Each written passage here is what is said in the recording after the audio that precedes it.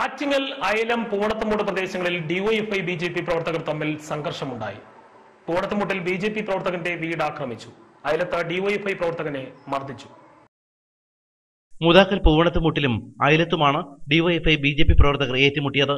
കഴിഞ്ഞ ദിവസം രാത്രി ബിജെപിക്കാരനായ ഓട്ടോ ഡ്രൈവർ ബിനുവിന്റെ വീടിന് നേരെ ഡിവൈഎഫ്ഐ പ്രവർത്തകർ ആക്രമണം നടത്തിയതായി പറയപ്പെടുന്നു. ബിനുവിന്റെ ഓട്ടോറിക്ഷകളും ഇവർ തകർത്തുവത്രേ. വൈദ്യുതി ബന്ധം വിച്ഛേദിച്ചതിന് ശേഷമായിരുന്നു ആക്രമണമെന്നും പറയപ്പെടുന്നു. 1 മണിക്കൂറോളം ഡിവൈഎഫ്ഐ പ്രവർത്തകർ ഇവിടെ ഭീകരാന്തരീക്ഷം സൃഷ്ടിച്ചതായി ബിജെപി പ്രവർത്തകർ പറയുന്നു.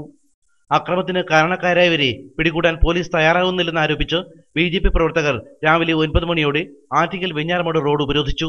ഒടുവിൽ പ്രതികളെ പിടികൂടുമെന്ന് പോലീസ് ഉറപ്പു നൽകിയ ശേഷമാണ് ബിജെപി പ്രവർത്തകർ പിരിഞ്ഞുപോയത്. ഇവിടുത്തെ ബിജെപിയുടെ വളർച്ച കണ്ടിട്ട് CPM വളരെ അസൂയ കൊണ്ട് അവർ ഇവിടുത്തെ അക്രമ രാഷ്ട്രീയത്തിന് വേണ്ടി നേതൃത്വം നൽകുകയാണ്. ഇന്നലെ അവസാനമായിട്ട് നമ്മുടെ ഒരു പ്രവർത്തകന്റെ വീട്ടിൽ കിടന്ന 2 ഓട്ടോറിക്ഷ, നമ്മുടെ പ്രവർത്തകർ ഓടിക്കുന്ന 2 ഓട്ടോറിക്ഷ.